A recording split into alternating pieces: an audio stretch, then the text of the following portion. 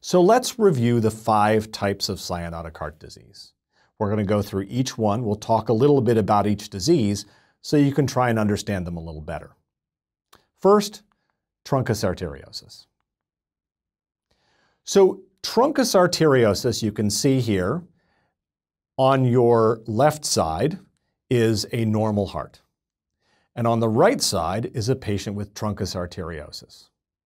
What you can see in this patient with Truncus arteriosus is the aorta and the pulmonary artery have merged together and formed one main trunk. And that trunk is sitting over a VSD. So here's the aorta and the pulmonary artery with their common origin sitting over a VSD. And this VSD is allowing the blood from the left and right to mix together and then go up that common trunk. So in patients with this disease, they will have that common trunk with a single valve, and it's supplying both the pulmonary and the systemic circulation. You can see then why this baby would be born blue. The truncus overrides the VSD, which results in that mixing lesion. These patients are managed surgically, so we have to somehow repair this situation so that we've recreated a functional heart. So you can see the single trunk with a single valve is overriding both the pulmonary and the systemic circulation.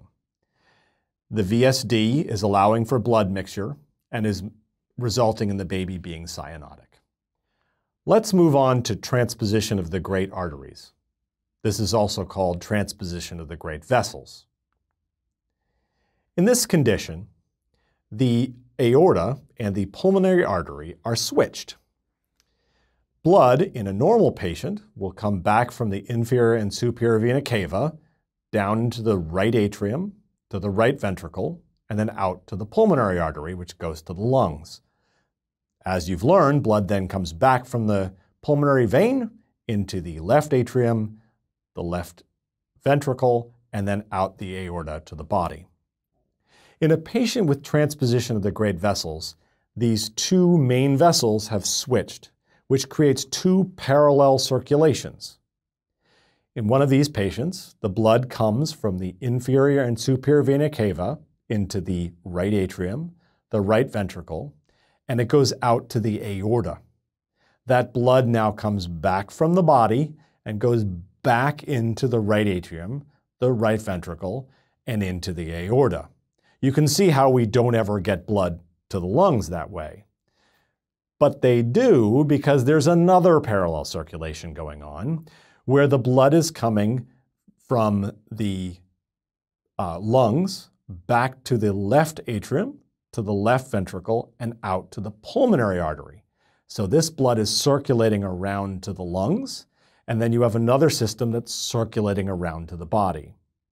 These patients will require a mixing lesion, such as a patent ductus arteriosus, or a VSD, or an ASD, and those mixing lesions will allow this patient to continue to survive. That mixing allows the some of the blue blood to get over the lungs and some of the pink blood to get over the body. But you can see why in a hyperoxia test, this child would have a very, very low level of oxygen, because boosting the amount of oxygenated blood in the pulmonary system is not going to necessarily improve the oxygen in the body. You're really just relying on that mixing area. In these patients, they need an arterial switch operation. It's a bit complicated also, and they usually require a catheterization, because remember, the coronary arteries can be coming off the left side, or the aorta, or they can be coming off the right side, and you have to know where those coronary arteries are to fully fix the problem surgically.